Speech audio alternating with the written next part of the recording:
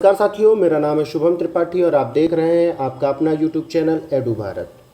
जैसा कि आप लोग जान रहे हैं कि हमने आपके लिए बिहार पीसीएस के लिए तथा और भी जो भी एग्ज़ाम्स आने वाले हैं आगे चल के, मोस्टली टारगेट हमारा बीपीएससी है पर इसके साथ में आगे अगर आप देखें तो पीसीएस का एग्ज़ाम है यूपी में, अदरवाइज़ अलग एग्ज़ाम एसएससी के जो एग्ज़ाम्स होते हैं या फिर अगर पेट का एग्ज़ाम आने वाला है आगे चल के, जो भी ये हिस्ट्री सब में काम आएगी। ठीक है, ये हिस्ट्री ऐसी हम पढ़ाने वाले हैं जो हर एक एग्ज़ाम में आपको काम आ जाए लेकिन इसका जो मोस्ट टारगेट होगा वो बिहार पीसीएस है। बिहार पीसीएस में अब आप पीपीएससी भी रख सकते हैं जो 70th फर्स्ट है, ठीक है, सिविल सर्विसेज वाला। उसके अलावा टीआरई वगैरह जो भी एग्ज़ाम्स होते हैं, अदर बिहार के भी जो एग्ज़ाम्स हैं सब में ये काम आएगा। ठीक है, दरोगा वगैरह का जो भी एग्ज़ाम होता है बिहार में, सब में ये काम आएगी। तो आप इसको ध्यान से देखिए। इसका एक वीडियो आ चुका है, ये उस श्रृंखला का आज दूसरा वीडियो है। ठीक है, और इसके लिए हम ज़्यादा से ज़्यादा 8 घंटे, लगभग 8 या 9 घंटे की क्लासेस होंगी लगभग, बस हो गया, इससे ज़्यादा नहीं होगा। इस बार हम ज़्यादा डिटेल में जा रहे हैं इसलिए ये थोड़ा लंबा हो रहा है। अदरवाइज़ लास्ट टाइम हमने सिर्फ रिवीजन क्लासेस दी थी आपको, और जैसे ये क्लासेस कंप्लीट होती हैं उसके बाद हम क्वेश्चन सीरीज भी चालू करने वाले हैं इसी के साथ में, जिससे आपका एक तो पहले थियरी पढ़ लिए, फिर उसके बाद रिवीजन के लिए आपके क्वेश्चंस मिल जाएंगे आपको। ठीक, चलिए शुरू करते हैं। तो ये देखिए, हमने कल पढ़ा दिया था कहाँ तक आपको, तो वो हम दिखा दे रहे हैं। ये हमारा लास्ट ऋग्वैदिक काल तक ख़त्म हो गया था, ऋग्वैदिक और उत्तर वैदिक। अब उसके बाद से हमारा महाजनपद काल चालू है। अब देखिए, महाजनपद काल, महाजनपदों की जानकारी कहाँ से मिलती है, तो हम इसको थोड़ा सा मैं बता दूँ आपको। एक भगवती सूत्र, ठीक है, भगवती सूत्र करके जैन ग्रंथ है, इससे जानकारी मिलती है। और दूसरा अंगुत्तर निकाय, अंगुत्तर निकाय ये आपका बौद्ध ग्रंथ है। इन दोनों से आपको 16 महाजनपदों की जानकारी मिलती है। ठीक है, तो ये तो हो गई एक बेसिक सी जानकारी। उसके बाद देखिए, महाजनपदों की राजधानियाँ बहुत बार पूछता है, तो आप ये ज़रूर याद रखिएगा। जैसे कि काशी, ये 16 महाजनपद हैं और उनकी राजधानी है। काशी की राजधानी वाराणसी है, कौशल की श्रावस्ती है, अंग की चंपा है। और अंग कहाँ पड़ता है, ये आपका बिहार में है। बिहार का, दक्षिण बिहार का भागलपुर वाला क्षेत्र, भागलपुर, बांका, मुंगेर वाला क्षेत्र, ये यहाँ पे अंग आपका है। फिर मगध, ये भी आप जानते हैं ये दक्षिण बिहार में ही है। ठीक है, मगध में आपका ये पटना का, नालंदा का और ये जो शेखपुरा वगैरह वाला क्षेत्र है, ये औरंगाबाद, गया, ये सब मगध में आएगा आपका। ठीक है, और वज्जी या वैशाली जो है, वज्जी जिसकी राजधानी वैशाली है, ये आपका उत्तर बिहार का एक महाजनपद था। तो ये 3 महाजनपद जो हैं ये आपके बिहार से संबंधित है। इनका जो क्षेत्र रहा है वो बिहार में रहा है। चौथा आप इधर देख रहे हैं मल्ल, ये कुशीनारा है। ठीक है, ये भी बिहार से सटा हुआ ही है, उत्तर प्रदेश के क्षेत्र में पड़ता है। चेदी सुक्तिमती, ये उत्तर प्रदेश के बुंदेलखंड क्षेत्र से संबंधित है। कहाँ से, बुंदेलखंड क्षेत्र से। फिर आप वत्स देख रहे हैं, ये इसकी राजधानी कौशाम्बी है, ये इलाहाबाद का क्षेत्र है और उत्तर प्रदेश में स्थित है। कुरु इंद्रप्रस्थ इसकी राजधानी है। कुरु का क्षेत्र जो आज का वर्तमान दिल्ली है, ये कुरु का क्षेत्र है। पांचाल, ये पश्चिमी उत्तर प्रदेश, इसकी राजधानी अहिछत्र और काम्पिल्य है। काम्पिल्य फर्रुखाबाद है आज का, क्या है, फर्रुखाबाद। मत्स्य, विराटनगर, ये राजस्थान का क्षेत्र है। सूरसेन, मथुरा, इसकी राजधानी, सूरसेन की राजधानी मथुरा है, ये भी पश्चिमी उत्तर प्रदेश में अवस्थित है। अवंती और इसकी राजधानी है उज्जैन या माहिष्मती, इसकी 2 राजधानियाँ हैं। उत्तरी अवंती की उज्जैन होती थी और दक्षिणी अवंती की माहिष्मती। ये एमपी और महाराष्ट्र के क्षेत्र में स्थित है। कहाँ, एमपी और महाराष्ट्र के क्षेत्र में। फिर आप देखते हैं गांधार, इसकी राजधानी है तक्षशिला, ये वर्तमान अफगानिस्तान में है। कंबोज, इसकी राजधानी है राजपुर और हाटक, ये जम्मू कश्मीर वाले क्षेत्र में है। अस्मक, ये जो है पोटल या पोटन, इसकी राजधानी है और ये वर्तमान के आंध्र प्रदेश में लगभग पड़ता है, आंध्र प्रदेश और तेलंगाना वाले क्षेत्र में। तो ये राजधानी 16 महाजनपद और उनकी राजधानी और उनका जो क्षेत्र है वो हमने आपको बता दिया। कई बार ये क्वेश्चन क्या होता है कि यहाँ से क्वेश्चन पूछता है कि महाजनपदों को पूर्व से पश्चिम लगाइए या उत्तर से दक्षिण लगाइए, तो आपको ये जगह याद होनी ज़रूरी है कि ये कहाँ पे पढ़ते हैं, तो ये ज़रूर ध्यान रखिएगा। ठीक है, अब हम देखते हैं जैन धर्म। चलिए, अब आप जानते हैं कि जैन धर्म के जो प्रवर्तक हैं ये आप माना जाता है महावीर स्वामी को। ठीक है, लेकिन इनसे पहले भी जैन तीर्थंकर हो चुके हैं। जैन धर्म को सबसे ज़्यादा प्रचलित किसने करवाया, वो है महावीर स्वामी, और ये 24वें तीर्थंकर हैं। इनसे पहले 23 तीर्थंकर हो चुके हैं। अब देखिए इनके बारे में कुछ जानकारियाँ बहुत बार पूछता है, बार बार पूछता है, तो याद रखिए जन्म इनका कब हुआ, तो 524 BC बिफोर क्राइस्ट, ईसा पूर्व। ठीक है, 540 ईसा पूर्व कुंडग्राम वैशाली में इनका जन्म हुआ था। ठीक है, वैशाली आज के बिहार में, वैशाली एक जिला है आज, आप जानते हैं। ठीक है, और इनकी मृत्यु कब हुई है, तो इनकी मृत्यु 468 BC पावापुरी राजगीर में हुई है। तो राजगीर नालंदा जिले में स्थित है और पावापुरी वहीं का एक स्थान। इनके पिता सिद्धार्थ हैं, ज्ञात्रक कुल के, माता त्रिशला हैं, लिच्छवी राजा की बहन है ये। ठीक है, लिच्छवी राजा किसकी, चेटक की, चेटक की बहन है ये, तो आप ये याद रखेंगे। उसके बाद इनका बचपन जो है, इनके बचपन का नाम वर्धमान था, इनकी पुत्री का नाम अनौजा प्रियदर्शी है और इनके जो दामाद है वो जामाली है। इन्होंने ग्रह त्याग 30 वर्ष की आयु में किया था और 12 वर्ष के भ्रमण के बाद इनको ज्ञान प्राप्त हुआ है, यानी कि 42 वर्ष की अवस्था में। कितनी अवस्था, तो 42 वर्ष की अवस्था में। फिर हम देखते हैं इनको ज्ञान कहाँ प्राप्त हुआ, तो जाम्भिक ग्राम है, ऋजुपालिका नदी के किनारे, और साल वृक्ष। ये जरूर याद रखिएगा, कहाँ हुआ, किस जगह पे हुआ, कौन सी नदी है, ये बार बार पूछता है, बुद्ध के लिए भी और महावीर के लिए भी। तो जाम्भिक ग्राम, ऋजुपालिका नदी और साल वृक्ष, ये तीनों याद रखिएगा ज्ञान प्राप्ति के स्थल को। कुछ भी बन जाता है, बना रहा हूँ, चतुर्भुज बन रहा है, त्रिभुज क्या ही होगा रे। चलिए अब देखिए कुछ जो जैन तीर्थंकर है उनके जो चिन्ह है वो जरूर याद रखिएगा। जैसे कि पहले तीर्थंकर ऋषभदेव, इनका चिन्ह है बैल। दूसरे तीर्थंकर अजितनाथ, इनका है हाथी। फिर आप देखते हैं अरिष्टनेमी, इनका है ये 22वें तीर्थंकर है, इनका है शंख। 23वें तीर्थंकर है पार्श्वनाथ और इनका है सर्प। और 24वें तीर्थंकर है महावीर स्वामी, इनका है सिंह। तो अगर कम से कम ये 5 भी याद है तो इनसे ही क्वेश्चन सॉल्व होने की संभावना रहती है। अब देखिए महावीर जो हैं इन्होंने क्या, इनके शिक्षाएं हैं, ये सारी चीज़ें हम आपको बताते हैं। तो महावीर स्वामी और जैन धर्म ने कहा कि संसार दुखमय है। ठीक है, इन्होंने कर्म और पुनर्जन्म को पर विश्वास किया है और त्रिरत्न दिए हैं। ठीक है, जैन धर्म के त्रिरत्न क्या है, तो सम्यक दर्शन, सम्यक ज्ञान और सम्यक आचरण। आप इन तीनों को जरूर याद रखेंगे। और अब आते हैं पंच महाव्रत। पंच महाव्रत किसने दिए हैं, तो महावीर स्वामी ने। ठीक है, इससे पहले 4 महाव्रत थे, महावीर स्वामी ने 5वां जोड़ा है। 5वां कौन सा जोड़ा है, ब्रह्मचर्य। इससे पहले, महावीर से पहले भी 4 महाव्रत उपस्थित थे जिनमें सत्य, अहिंसा, अपरिग्रह, अस्तेय शामिल था। महावीर स्वामी ने ये 5वां खुद ऐड किया है। तो इसको जरूर याद रखिए कि महावीर स्वामी ने कौन सा महाव्रत ऐड किया था, कौन सा महाव्रत जोड़ा था, तो वो ब्रह्मचर्य है। देखिए सत्य का, सत्य बोलना आप समझते हैं अर्थ क्या होता है। अहिंसा मतलब किसी की हिंसा नहीं करना, ये भी समझते हैं आप। अपरिग्रह क्या होता है, तो धन का संचय नहीं करना चाहिए, ये अपरिग्रह होता है। फिर हम देखते हैं अस्तेय क्या है, तो ये चोरी नहीं करना। ठीक है, चोरी नहीं करने को अस्तेय कहा जाता है। हम लोग आगे चलते हैं।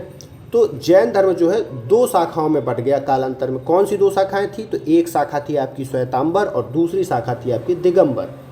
श्वेतांबर वे लोग होते थे जो श्वेत वस्त्र धारण करते थे, महावीर को ईश्वर मानते थे, मूर्ति पूजा का समर्थन करते थे और परिवर्तन को स्वीकार करते थे।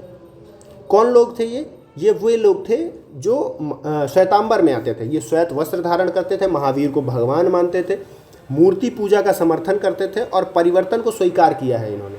लेकिन दिगंबर लोग जो हैं ये थोड़े से जटिल लोग हैं, मतलब दृढ़ संकल्पी लोग हैं, मतलब ये बदलाव नहीं स्वीकार करते हैं। तो आप देखेंगे ये पूर्ण नग्नता को धारण करते हैं, मतलब ये वस्त्र धारण ही नहीं करते, जबकि श्वेतांबर श्वेत वस्त्र धारण करते हैं। महावीर स्वामी जो है ये इनको जिन मानते हैं, ईश्वर नहीं मानते, जिन मानते हैं। फिर उसके बाद मूर्ति पूजा में विश्वास नहीं है इनको बिल्कुल भी, और महावीर के कथनों में परिवर्तन को नहीं स्वीकार करते ये, यानी कि महावीर के जो कथन है उनको एज इट इज़ मानते हैं, उसमें कोई बदलाव नहीं, एज इट इज,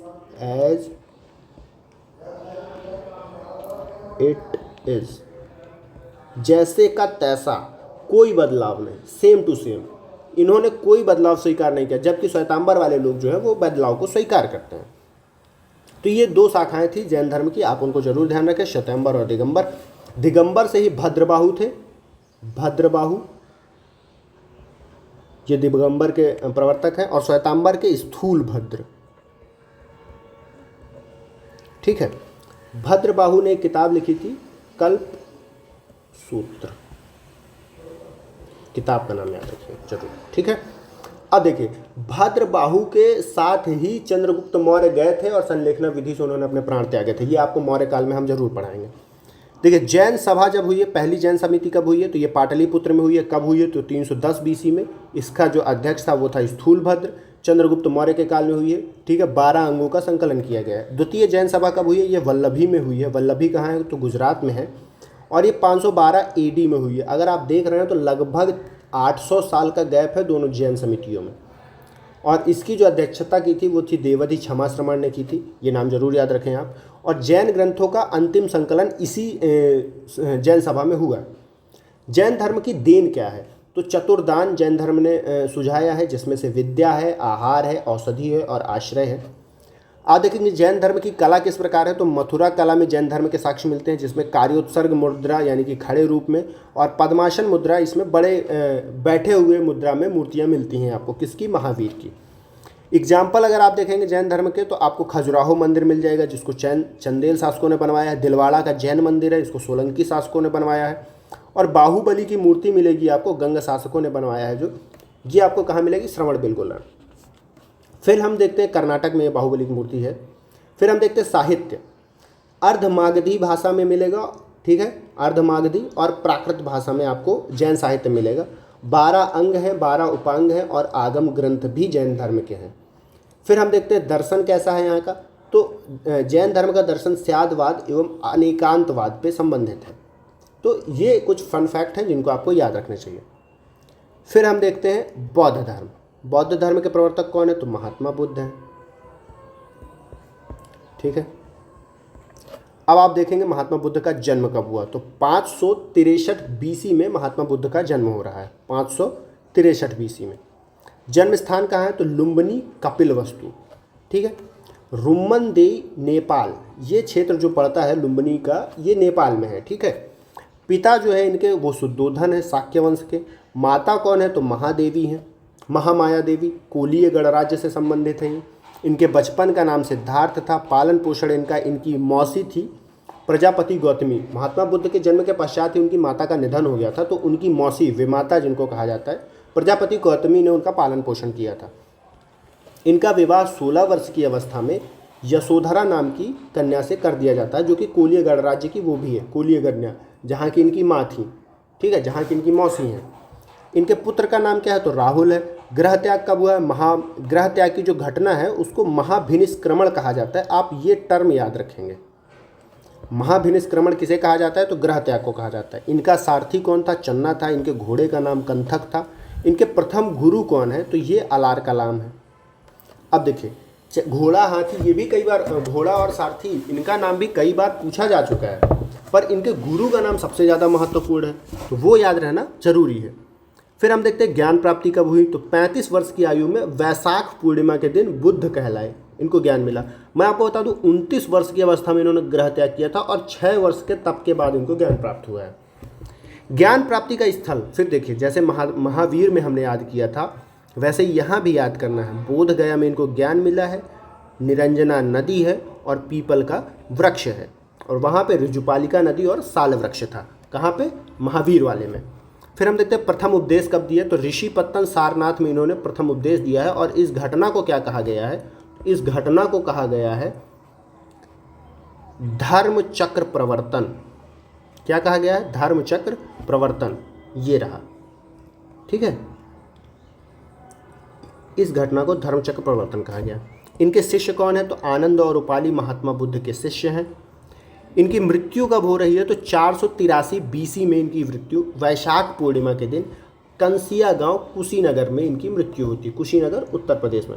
अब मैं आपको बता दूं, महात्मा बुद्ध का जन्म, मृत्यु और ज्ञान प्राप्ति तीनों एक ही दिन वैशाख पूर्णिमा को ही हुआ है। जन्म, मृत्यु और ज्ञान प्राप्ति तीनों एक दिन वैशाख पूर्णिमा। अब देखिए, सबसे ज़्यादा उपदेश इन्होंने कहाँ दिए हैं, तो महात्मा बुद्ध ने सबसे ज़्यादा उपदेश श्रावस्ती में दिए हैं, और पहला उपदेश सारनाथ में दिया है। कहाँ दिया है, सारनाथ में। और इन्होंने अपना आखिरी उपदेश अगर पूछा जाए तो आप ये बता सकते हैं कि ये मल्ल राज्य में दिया था इन्होंने, मल्लगढ़ राज्य में। देखिए, इनकी जन्म और मतलब जीवन की अनेक घटनाओं से संबंधित कुछ प्रतीक चिन्ह हैं, उनको जरूर याद रखें। तो गर्भ धारण से इन सफ़ेद जो प्रतीक चिन्ह है महात्मा बुद्ध का, वो सफ़ेद हाथी है। महामाया के सपने में आया था, महामाया इनकी माता थी। इनके जन्म का जो संकेत चिन्ह है वो है कमल या सांड। उसके बाद ग्रह त्याग का घोड़ा, घोड़े के साथ भिक्षु वेश में ग्रह त्याग किया था इन्होंने। ज्ञान प्राप्ति का चिन्ह पीपल वृक्ष है। पहले उपदेश का जो प्रतीक चिन्ह है वो पहिया या चक्र है, इसीलिए इसको धर्म चक्र प्रवर्तन कहा जाता है। ठीक है। और मृत्यु का जो चिन्ह है वो स्तूप या पद चिन्ह है। महापरिनिर्वाण इनकी मृत्यु की घटना को कहा गया है।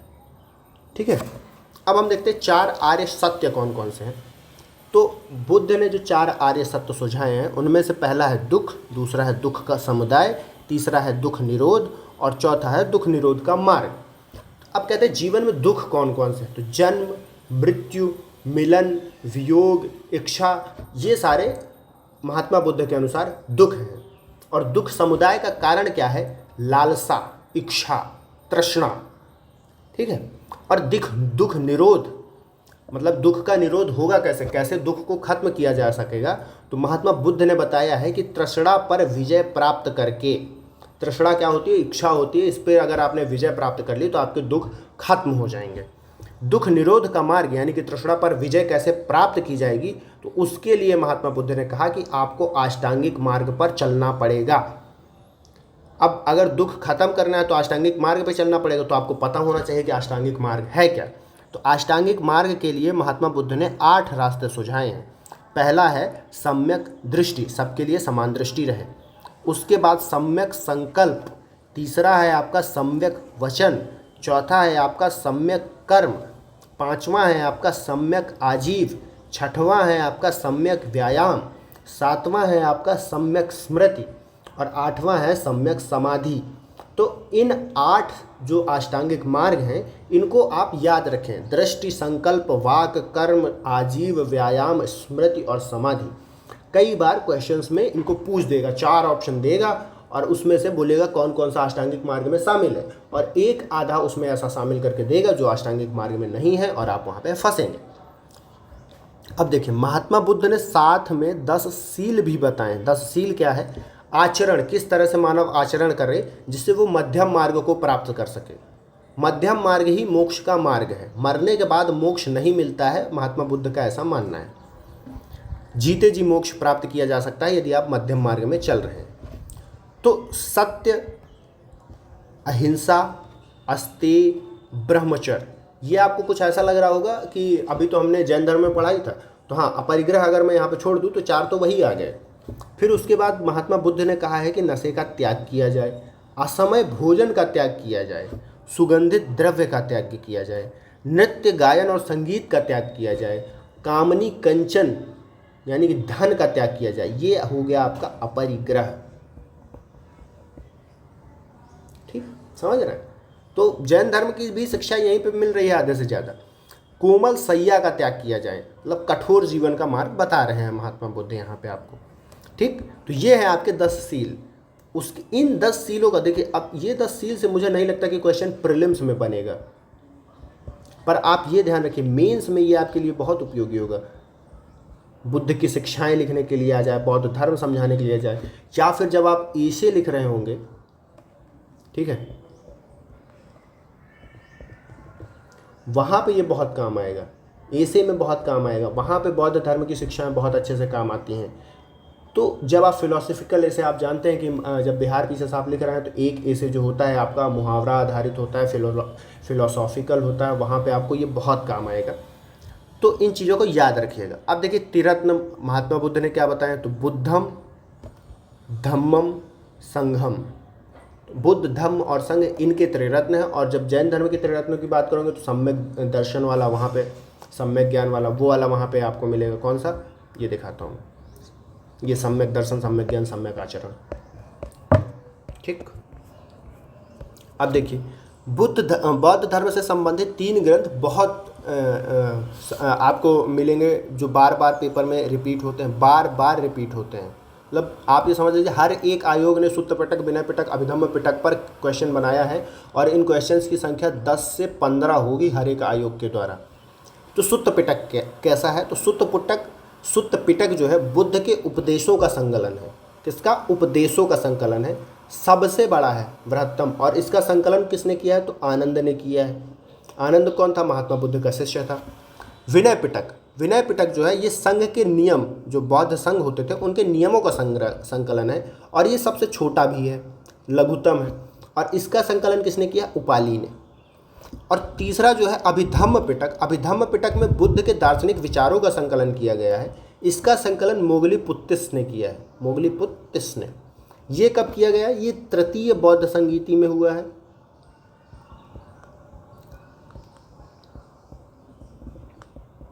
संगीति, और ये दोनों ये आपके फर्स्ट बौद्ध संगीति में हुआ है, फर्स्ट संगीति।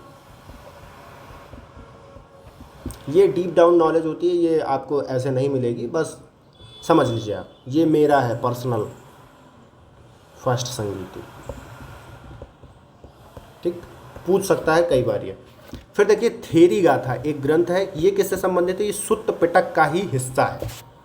हम देखते हैं बौद्ध धर्म का विभाजन। पहले वैचारिक विभाजन स्थिरवाद, स्थविरवाद और थेरवाद एवं महासांघिक के रूप में हुआ। बाद में हीनयान एवं महायान के रूप में हुआ। यानी कि आप देख रहे हैं कि बौद्ध धर्म 4 बार बटा हुआ है। अब हीनयान और महायान में क्या अंतर है वो हम यहाँ पे देख लेते हैं। हीनयान का शाब्दिक अर्थ निम्न मार्ग है, ये स्थिरवादी हैं, बुद्ध को महापुरुष मानते हैं। और यहीं पे आप महायान को देखेंगे, इनका शाब्दिक अर्थ उत्कृष्ट मार्गी। हीनयान का निम्न मार्गी और महायान का उत्कृष्टवादी। हीनयान स्थिरवादी हैं जबकि महायान परिवर्तनवादी हैं। हीनयान बुद्ध को महापुरुष मानते हैं और महायान वाले बुद्ध को देवता मानते हैं। हीनयान मूर्ति पूजा को नहीं मानता है, जबकि महायान जो है ये मूर्ति पूजा में विश्वास रखता है। किसकी मूर्तियाँ? तो बुद्ध की ही मूर्तियाँ, ठीक है। प्रतीक चिन्हों का प्रयोग किया है हीनयान ने, इनका विश्वास भी है इसमें। और ये प्रतीक चिन्हों में महायान का भी विश्वास है। प्रत्येक व्यक्ति स्वयं के प्रयास से मोक्ष को प्राप्त कर सकता है। और यहीं पे आप देखेंगे महायान मानता है कि सामूहिक प्रयास से मानव जीवन, ठीक है। फिर उसके बाद हीनयान में ग्रंथों का संकलन पाली भाषा में हुआ, जबकि महायान में ग्रंथों का संकलन संस्कृत भाषा में हुआ है। वहीं पे आप देखेंगे हीनयान का जो मूल उद्देश्य है वो अरहत या निर्वाण प्राप्त करना है, और महायान का मूल उद्देश्य बोधिसत्व को निर्वाण प्राप्त कराना है। बोधिसत्व को निर्वाण प्राप्त करना है। तो बोधिसत्व क्या है, अब आपको ये भी समझना पड़ेगा। तो बोधिसत्व जो है निर्वाण की प्राप्ति कर दूसरों की निर्वाण प्राप्ति में सहयोग करना, समझ रहे हैं। तो पहले खुद निर्वाण प्राप्त करेंगे बोधिसत्व के थ्रू, और फिर दूसरों को निर्वाण के मार्ग पर लेकर जाएंगे। अब अवलोकितेश्वर कौन है? तो ये सबसे प्रमुख बोधिसत्व हैं, ठीक है। अवलोकितेश्वर कौन है? अवलोकितेश्वर कौन है? तो प्रमुख बोधिसत्व है। मैत्रेय कौन है? ये भविष्य का बुद्ध कहा जाता है इनको। और तारा कौन है? तो ये महिला बुद्ध है। तो ये थोड़े से फैक्ट्स हैं जिनको आपको याद रखना चाहिए। अद्वैतवाद, शंकराचार्य निर्गुण ब्रह्म में विश्वास रखते हैं, ठीक है। मोक्ष का साधन ज्ञान को माना है इन्होंने, अद्वैतवादियों ने। और विशिष्ट अद्वैतवादी, देखिए बौद्ध धर्म खत्म हो गया, यहाँ पे ये वेदांत चालू है। विशिष्ट द्वैतवादियों ने, रामानुजाचार्य इनके प्रवर्तक हैं, और इन्होंने सगुण ब्रह्म में विश्वास किया है, जबकि अद्वैतवादी निर्गुण ब्रह्म में विश्वास रखते हैं। और मोक्ष का मार्ग जो विशिष्ट अद्वैतवादी हैं वो मोक्ष का मार्ग भक्ति को मानते हैं, जबकि जो अद्वैतवादी हैं वो ज्ञान को मानते हैं। अब देखिए जैन धर्म में कुछ शब्दावलियाँ, इनको ध्यान रखिएगा। आश्रव किसको कहा जाता है?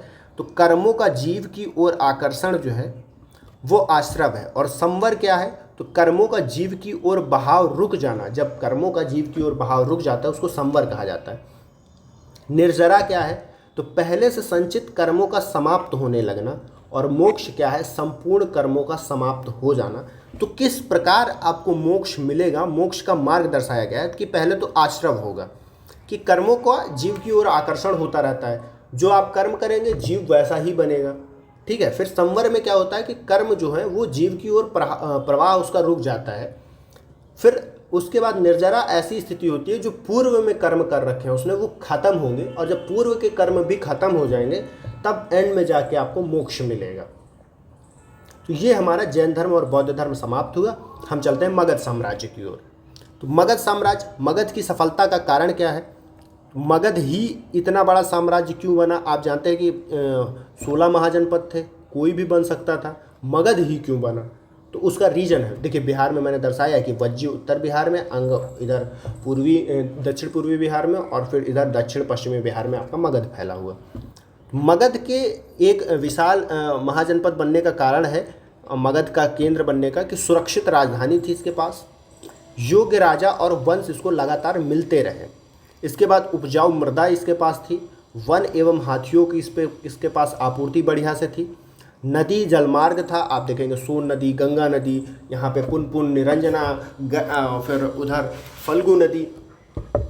उसके बाद आप देखेंगे कि दक्षिण बिहार में होने के कारण इनके पास खनिज संसाधन भी पर्याप्त थे, और धार्मिक आडंबर नहीं होने के कारण मगध साम्राज्य फल फूल सका। अब देखिए मगध के शासक किस प्रकार से आगे आए हैं, किस प्रकार से मगध का जन्म हुआ है।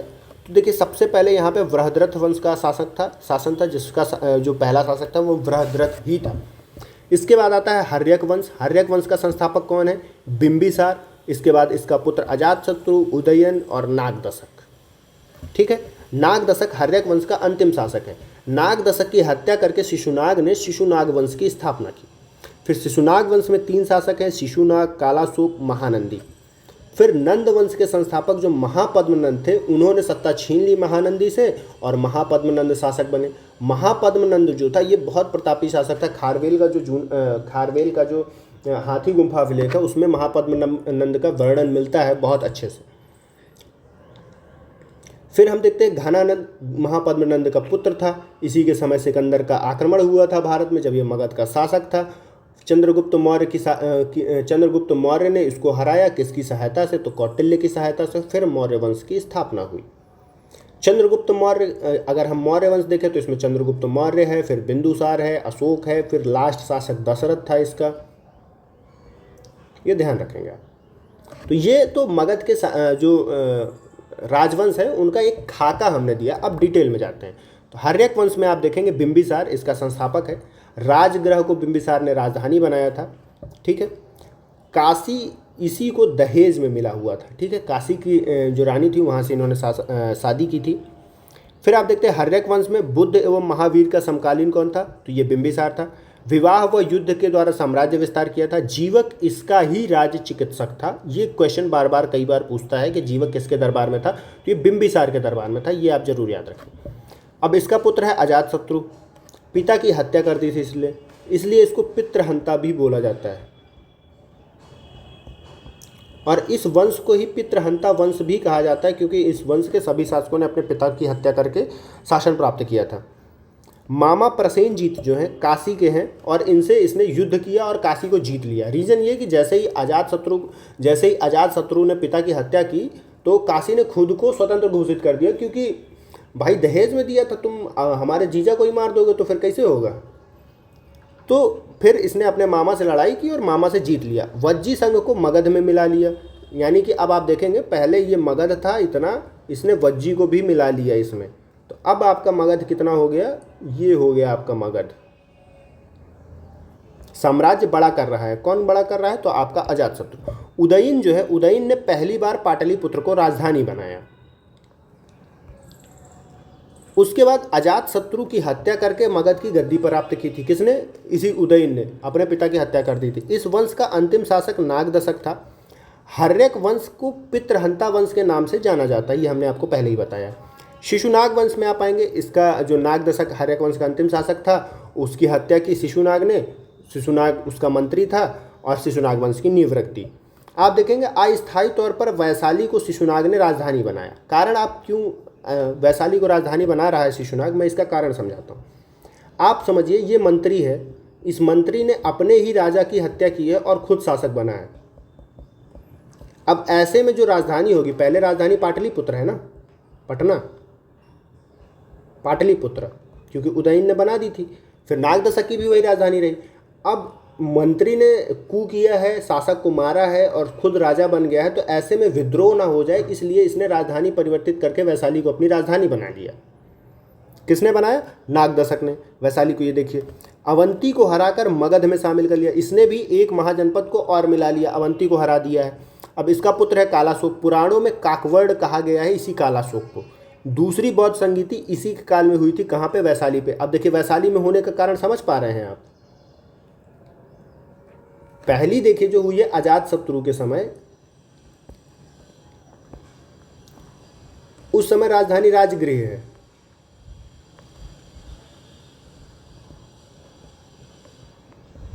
तो राजगृह में हो रही है पहली बौद्ध संगीति। दूसरी बौद्ध संगीति इस समय वैशाली राजधानी बना दी है शिशुनाग के, कालाशोक के पिता शिशुनाग ने, तो वैशाली ही राजधानी चल रही, इसलिए दूसरी बौद्ध संगीति वैशाली में हो रही। तीसरी पटना में होगी क्योंकि उस समय मौर्य साम्राज्य आ चुका है और पाटलिपुत्र को उन लोगों ने राजधानी बना लिया, तो तीसरी बौद्ध संगीति पाटलिपुत्र में हो रही।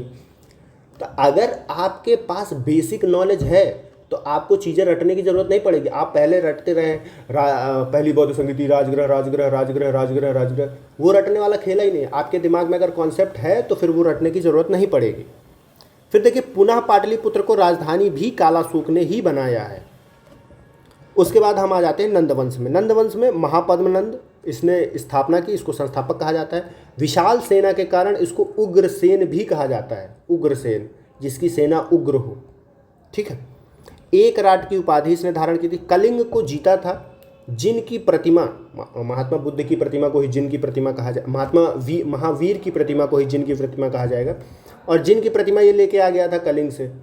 इसका उल्लेख खारवेल के हाथी गुम्फा अभिलेख में मिलता है। सिंचाई को सुदृढ़ करने व जल सेतु के निर्माण के भी प्रमाण मिलते हैं। इसी अभिलेख से जब ये कलिंग गया था वहाँ पे इसने सिंचाई व्यवस्था, नहर प्रणाली चालू की थी। किसने? महापद्मनंद ने। इसका पुत्र कौन था? तो घनानंद इसका पुत्र था। अंतिम प्रभावशाली शासक सिकंदर ने उत्तर पश्चिम भारत में इसी के काल में आक्रमण किया था। 327 से 325 ईसा पूर्व की बात है ये। अब देखिए भारत में विदेशी आक्रमण इसी काल में चालू हो गए। विदेशी आक्रमण कहाँ से? तो देखिए मैं आपको एक क्रम समझा देता हूँ। ISPK, आई से मतलब होता है Indo Greek, Indo Greek, S से शक, पी से पहलव और के से कुषाण। अगर कभी क्रम पूछ दे कि विदेशी आक्रमणकारियों का क्रम क्या रहा है तो आप ये ज़रूर याद रखेंगे।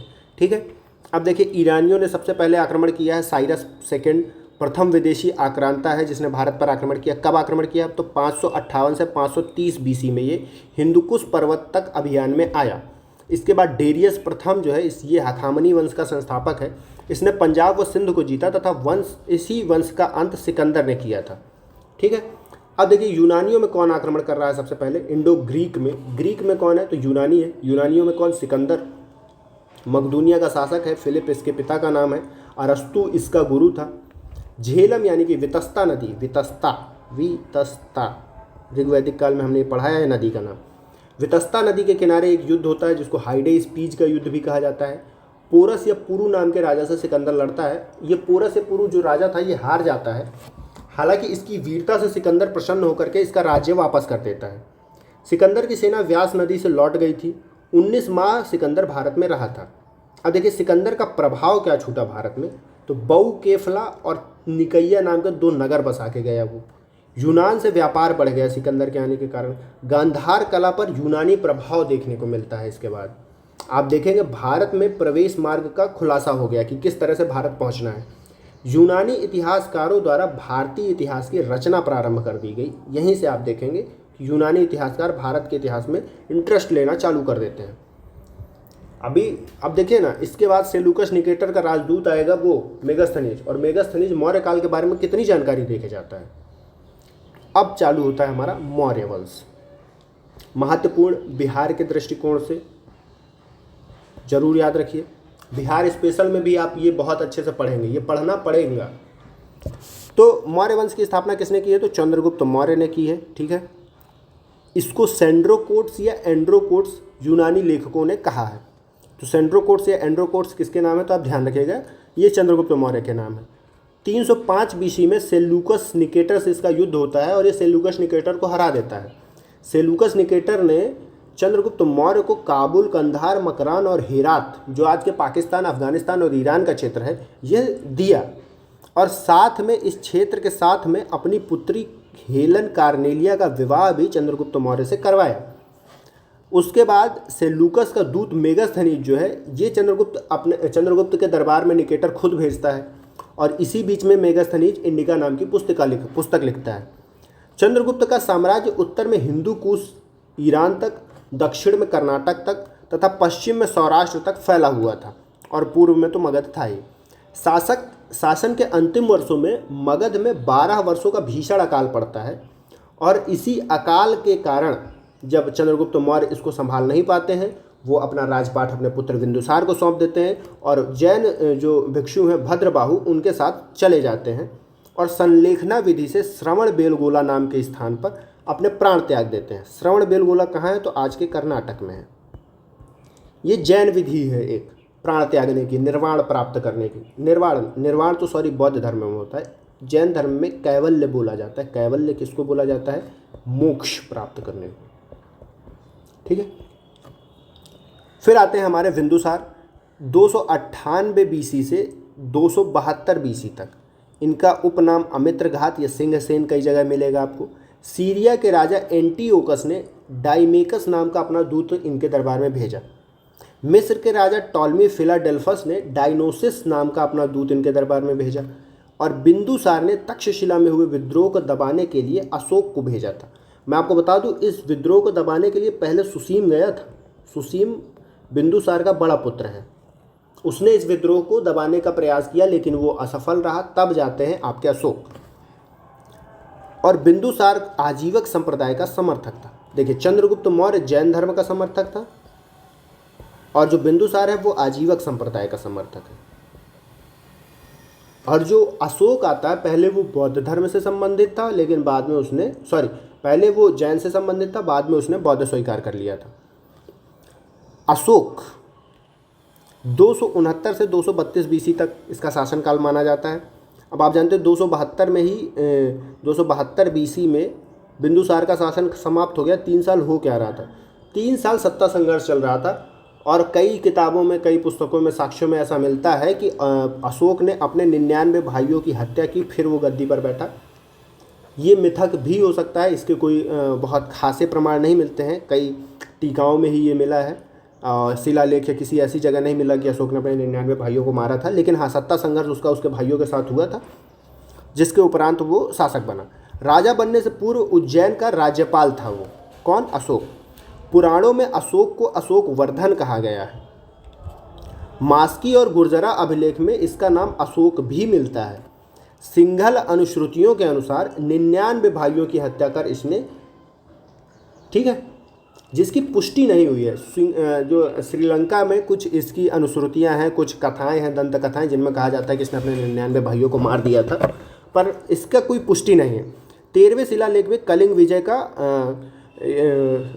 प्रमाण मिलता है 13वें शिलालेख से, और कहा जाता है कि कलिंग विजय के बाद ही इसने बौद्ध धर्म स्वीकार किया और हिंसा छोड़ दी, युद्ध लड़ना छोड़ दिया। राज्याभिषेक के 90 वर्ष 261 बीसी में कलिंग में का अभियान किया था इसने।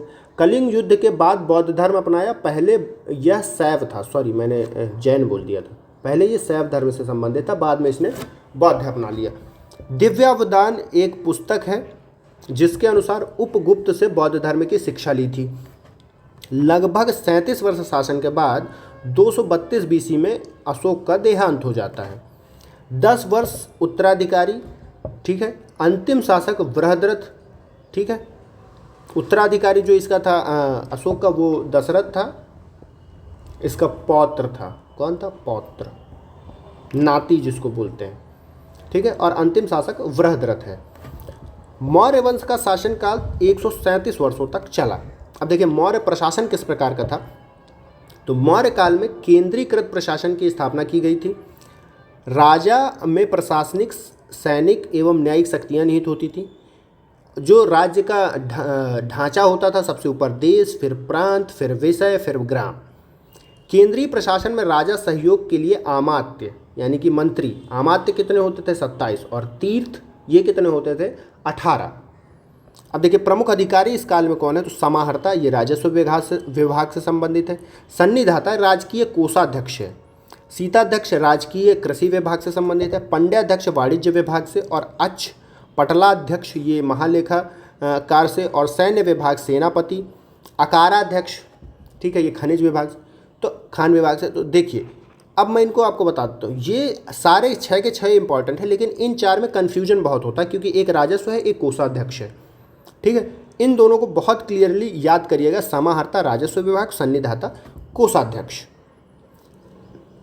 ठीक, अब सेना किस प्रकार की होती थी इस काल में? तो पैदल, हाथी, घोड़े और रथ, 4 प्रकार की सेना इस समय पे थी।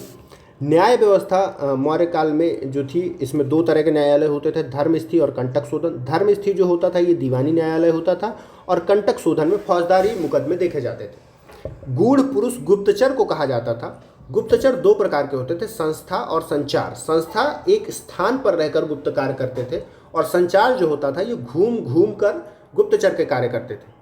प्रांतों का विभाजन विषय में किया गया था, और विषय जो होता था उसका जो प्रमुख होता था उसको विषयपति कहा जाता था।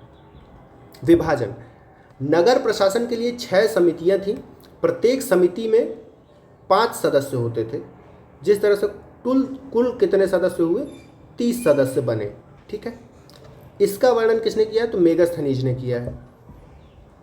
अब देखिए मौर्य काल में जो साम्राज्य था वो किस तरह से बटा हुआ था। तो इसमें 5 राज्य थे, उत्तरापथ जिसकी राजधानी तक्षशिला, दक्षिणापथ जिसकी राजधानी स्वर्णगिरी, अवंती इसकी राजधानी उज्जैनी, प्राच्य या पूर्वी इसकी राजधानी क्या होती थी? पाटलिपुत्र, और कलिंग इसकी राजधानी तोसली।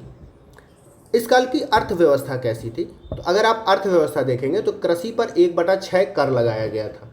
सरकारी भूमि को सीता भूमि कहा जाता था, और इसका जो प्रमुख होता था उसको सीताध्यक्ष कहा जाता था। आपने ऊपर ही देखा है। फिर देखते हैं व्यापार। व्यापार पर कर कितना था? तो 1/10 कर था। व्यापारिक बंदरगाह जो था इस काल का सबसे प्रमुख वो था भरूच। भरूच आज कहाँ है? तो गुजरात में है। कर चोरी करने पर मृत्यु दंड की सजा का प्रावधान था। अब सामाजिक जीवन पर यदि हम बात करें तो जन्म के आधार पर वर्ण व्यवस्था थी। जन्म के आधार पर ब्राह्मण, क्षत्रिय, वैश्य, शूद्र, ये वर्णन किसने किया? कौटिल्य ने किया है। अब आप देखेंगे 7 वर्ग थे इस काल में: दार्शनिक, किसान, अहीर, कारीगर, सैनिक, निरीक्षक, सभासद। ये वर्णन मेगस्थनीज ने अपनी पुस्तक इंडिका में किया हुआ है। दास प्रथा का वर्णन कौटिल्य ने किया है कि दास प्रथा इस काल में विद्यमान थी, जबकि मेगस्थनीज ने कहा है कि इस काल में दास प्रथा नहीं थी। अब आप कहेंगे ये दो चीज़ें क्यों बता रहे हो सर? ऐसा ही डायरेक्ट क्वेश्चन बना देता है, इसीलिए बता रहा हूँ मेरे भाई, क्योंकि पूछ लेगा कि कौटिल्य ने कहा था कि दास प्रथा नहीं थी, गलत हो जाओगे। मेगस्थनीज ने कहा था कि नहीं होगी, कहते हैं कि मेगस्थनीज ने कहा था कि दास प्रथा थी, गलत हो जाओगे। कौटिल्य ने कहा था कि थी, मेगस्थनीज ने कहा था कि नहीं है। तो ऐसे ये यही ट्विस्ट करता है। क्वेश्चन ईजी लगेगा लेकिन वो होगा टफ। महिलाओं की स्थिति अच्छी थी इस काल में। वैश्यावृत्ति के प्रमाण मिलते हैं। वैश्याओं को रूप जीवा कहा जाता था। क्या कहा जाता था? रूप जीवा। अब देखिए कला और स्थापत्य कैसा है इस काल का। तो कला जो है, स्थापत्य कला और मूर्ति कला, 2 प्रकार की इस काल में कला विद्यमान है, जिसमें मूर्ति कला में यक्ष यक्षिणी की मूर्ति आपको दीदारगंज में मिलेगी, और पशु मूर्तियाँ आपको हर जगह से मिल जाएंगी। और स्थापत्य में आप देखेंगे राजप्रसाद हैं, स्तंभ हैं, स्तूप हैं, गुहा लेख हैं। इस राजप्रसाद आपको कुम्हरार से मिल जाएगा। कुम्हरार कहाँ? ये पटना में स्थित है। यहाँ से आपको चंद्रगुप्त मौर्य के राजप्रसाद के साक्ष्य मिलते हैं। स्तंभ सारनाथ, केसरिया, बहुत सारे स्तंभ हैं। स्तूप सांची स्तूप, सारनाथ स्तूप, गुफाएं में बराबर की गुफाएं, नागार्जुन की गुफाएं, बहुत सारी गुफाएं हैं। ये देखिए, ये जो मैं कला वाला पोर्शन है ना, बहुत शॉर्ट में निपटा के जा रहा हूँ ना। मेंस में इसको मैं आपको बताऊँगा कि क्या करना है, और ये डायरेक्ट क्वेश्चन यहाँ से छपेगा, और ऐसा छपवा के दूंगा। हिस्ट्री आप ये समझ लीजिए, 70 से 80 पेज में मैं आपको हिस्ट्री दूंगा मेंस की। सिर्फ 70 से 80 बोल रहा हूँ, इससे ज़्यादा हो ही नहीं सकता। 70 से 80 पेज का नोट्स और पूरी हिस्ट्री 100% दावे के साथ बोलता हूँ यहीं से आएगी। एक क्वेश्चन बाहर चला गया, उसी दिन से अनसब्सक्राइब करके जाइएगा। हालांकि अगर बाहर आ गया, आप एग्ज़ाम दे के आए, तो इतना गुस्सा होंगे कि अनसब्सक्राइब के बजाय आप मुझे मारना चाहेंगे। पर मैं बोल रहा हूँ 100% यहीं से आएगा, बाहर जाने ही नहीं दूंगा मैं। आप जब मैं ये नोट्स दे दूं, आप जाके PYQ देख लीजिएगा आज से 30 साल का। अगर कोई क्वेश्चन बाहर से आ गया हो आप बोलिए। अब देखिए अशोक के शिलालेख, अशोक के जो अभिलेख है इसमें शिलालेख शामिल है, स्तंभ लेख भी शामिल है, और गुहा लेख भी शामिल है। गुहा लेख में बराबर की गुफाएं, एक एग्जाम्पल आप देख रहे हैं। न्यायालय इस काल में दीवानी और फौजदारी, धर्मस्थी, कंटक शोधन हमने आपको पहले ही बता दिया है। बिहार में स्तंभ कहाँ कहाँ से मिले हैं? स्तंभ लेख आपको वैशाली से मिले हैं, लौरिया नंदनगढ़ से मिला है, लौरिया अरेराज से मिला है, रामपुरवा से मिला है। तो ये आपके स्तंभ लेख हैं। अब देखिए इंडिका में मेगास्थनीज ने क्या क्या वर्णन किया है, तो देखिए 7 समाज की 7 श्रेणियां, दार्शनिक, कृषक, पशुपालक, कारीगर, योद्धा, निरीक्षक, मंत्री, ये हमने आपको पहले बताया है। इसने बताया है कि पाटलिपुत्र में नगर प्रशासन था, कुल 6 समितियाँ थी, 30 सदस्य थे, ठीक है, पर समिति एक समिति में 5 सदस्य। फिर आप देखते हैं दास प्रथा का उल्लेख नहीं है, जबकि अर्थशास्त्र में है। अशोक की धम्म यात्रा, अब देखिए ये आपको बहुत इंपॉर्टेंट है और ये आपको गिनी चुनी जगह पे ही मिलेगा। ये हीरा चीज़ है जो आपको आसानी से ढूंढने से नहीं मिलेगी। पहले वो लुम्बिनी गया है, लुम्बिनी से कपिल वस्तु, कपिल वस्तु से बोध गया, बोध गया से सारनाथ, सारनाथ से कुशीनगर और कुशीनगर से श्रावस्ती। ये अशोक की धम्म यात्रा का क्रम है। किस क्रम में वो कौन से शहरों में गया है, तो लुम्बिनी, कपिल वस्तु, बोध गया, सारनाथ, कुशीनगर, श्रावस्ती, इसी क्रम में आप ये याद रखिएगा। ये मैंने लिया कहाँ से, कहाँ ये बताया गया है, तो एक पुस्तक है विंसेंट ऑथर ने लिखी है, जिसमें लिखा है उन्होंने Ashoka the Buddhist emperor of India, इन्होंने ये पुस्तक लिखी। इस पुस्तक में इस यात्रा का वर्णन है और एक बार ये क्वेश्चन पूछा जा चुका है यूपीपीसीएस में और यूपीएससी में भी, ठीक है। तो ये दोबारा बिहार पीसीएस में भी पूछा जा सकता है, तो आप ध्यान रखें। अब आते हैं हम लोग मौर्योत्तर काल में। मौर्योत्तर काल में विदेशी शासक भी आ रहे हैं और देसी राज्य भी उदय हो रहा है इनका। देसी राज्यों में ब्राह्मण वंशी जो राज्य है, इनमें शुंग वंश है, कंडो वंश है और सातवाहन वंश है। अन्य राज्यों में चेदी वंश है व काटक वंश है। और विदेशी साम्राज्यों में अगर आप देखेंगे तो हिंद यवन है, इंडो ग्रीक हमने बताया है आपको, शक, पहलव और कुषाण। अब देखिए शुंग वंश जो है, सबसे पहले इसने मौर्य वंश का खात्मा किया, बृहद्रथ की हत्या की। किसने? पुष्यमित्र शुंग ने। पुष्यमित्र शुंग कौन था? ये बृहद्रथ का सेनापति था और इसने बृहद्रथ की हत्या की और मौर्य साम्राज्य खत्म करके शुंग वंश की स्थापना की। कब की? तो 185 BC में, ठीक। और इसने सेनानी की उपाधि धारण की थी। शुंग वंश का जो ये पुष्यमित्र शुंग है, इसने अश्वमेध यज्ञ किए 2। इसमें पतंजलि पुष्यमित्र शुंग के पुरोहित थे, ठीक है। और इसने एक राजसूय यज्ञ भी किया था, एक राजसूय और 2 अश्वमेध। इसका साक्ष्य आपको कहाँ मिलेगा? अयोध्या अभिलेख से। किस अभिलेख से? अयोध्या अभिलेख से, ठीक है। इसके साक्ष्य यहाँ से मिलते हैं। ये क्वेश्चन पूछा जा चुका है एक बार, तो आप इस पर ध्यान दीजिएगा। अग्निमित्र जो है 148 BC में राजा बनता है। कौन है अग्निमित्र? पुष्यमित्र शुंग का पुत्र है। और इसी अग्निमित्र और मालविका की प्रेम कथा कालिदास ने लिखी है, जिसका नाम है मालविका अग्निमित्रम।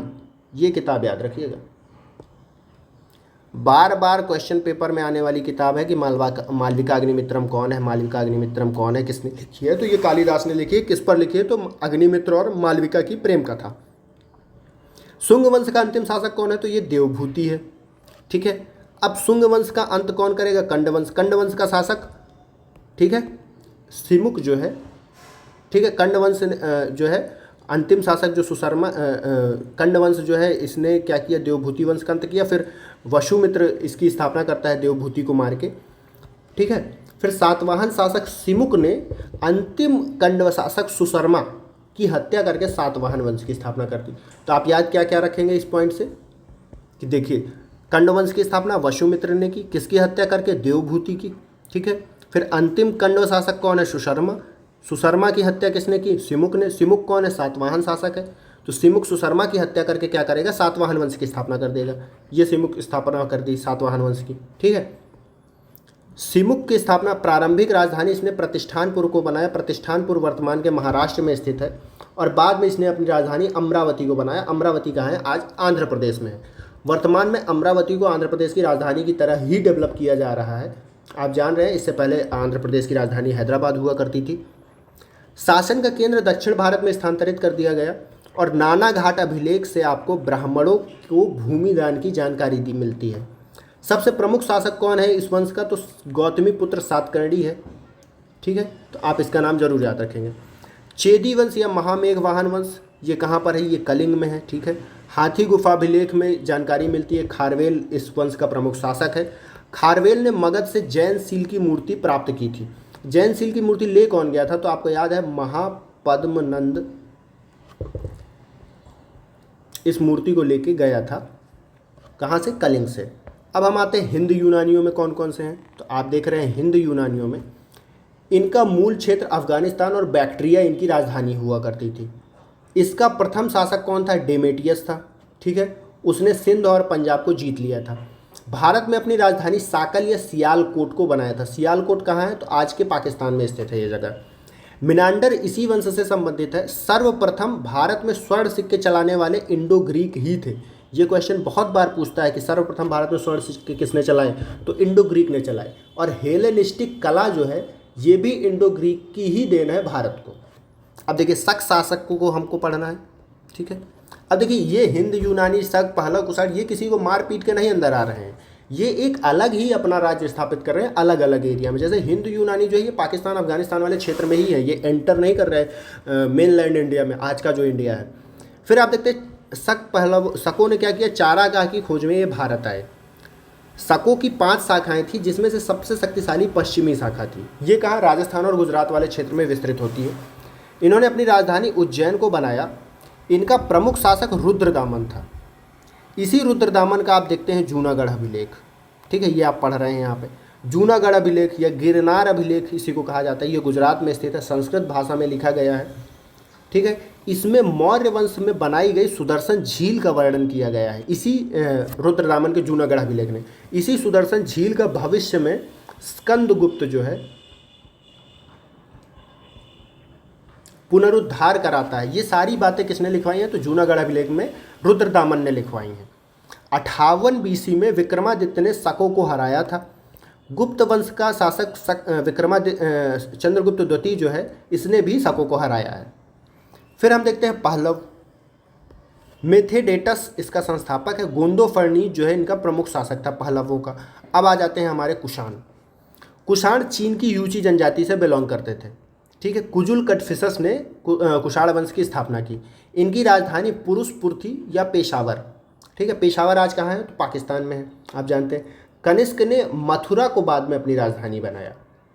आप देखते हैं अश्वघोष जो है, अश्वघोष जिन्होंने बुद्ध चरित्र की रचना की है, उनको कनिष्क ने पाटलिपुत्र से विजित किया था। जब कनिष्क ने पटना को जीता तब वो अश्वघोष को अपने साथ लेके गया। कहाँ?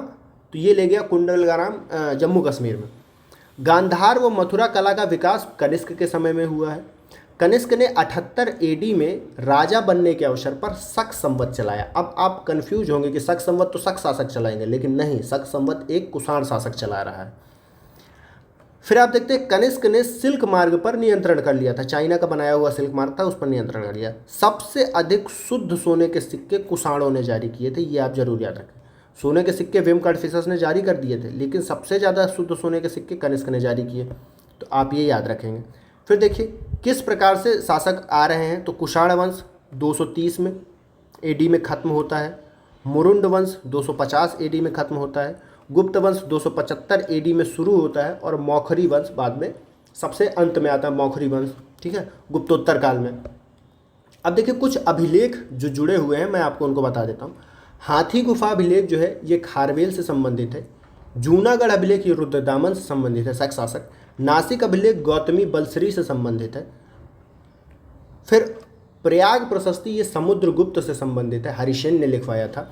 मंदसौर अभिलेख जो है मालवा नरेश यशोवर्मन से संबंधित है। उसके बाद एहोल अभिलेख ये पुलिकेशन द्वितीय से संबंधित है।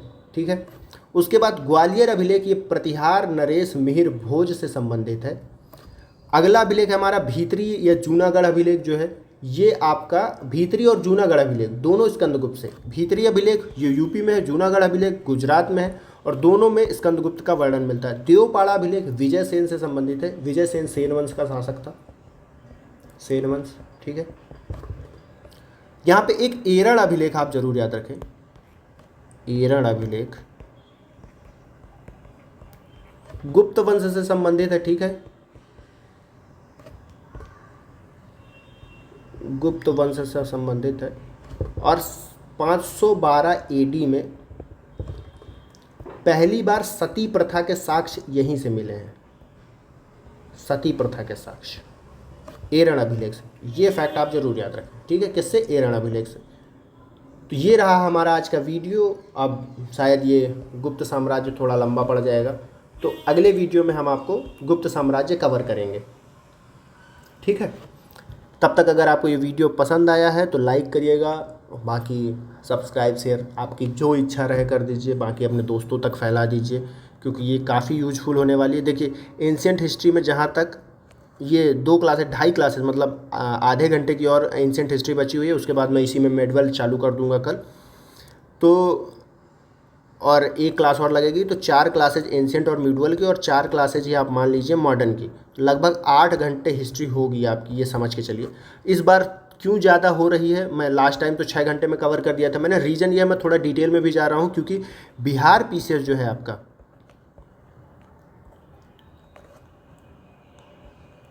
बिहार पीसीएस ये आपका हिस्ट्री में काफ़ी अच्छा इंटरेस्ट लेता है। इंटरेस्ट का मतलब लगभग 30 क्वेश्चन तक चला जाता है कभी कभी। अब इसमें मैंने एंशिएंट हिस्ट्री अच्छे से खींचा है, रीज़न ये है कि एंशिएंट हिस्ट्री बिहार का कोर है तो यहाँ पे क्वेश्चन बनेंगे। मॉडर्न हिस्ट्री में अच्छे से खींचूंगा, जबकि जो मिडवल हिस्ट्री है उसको मैं इतना ज़्यादा स्ट्रेच नहीं करूँगा, ठीक है। तो ये आप समझ लीजिए, मैं आपको प्रॉमिस कर रहा हूँ 5 सितंबर तक, 5 सितंबर मैं पूरा सिलेबस कवर करके दूंगा, सारे सब्जेक्ट्स, करंट अफेयर और साथ में क्वेश्चन सीरीज भी करा के दूंगा। और दिन के सिर्फ 2 वीडियो आएंगे, 2 वीडियो VEDIO, 2 वीडियो सिर्फ, ठीक है। तो देखते रहिए, मुस्कुराते रहिए। अगर आपको पसंद आ रहा है तो लाइक सब्सक्राइब शेयर कर दीजिए, नहीं पसंद आ रहा है, आपको कुछ सुझाव देना है तो आप कमेंट करिए, या तो फिर आप पर्सनली हमसे जुड़ सकते हैं यहाँ पर इंस्टाग्राम में।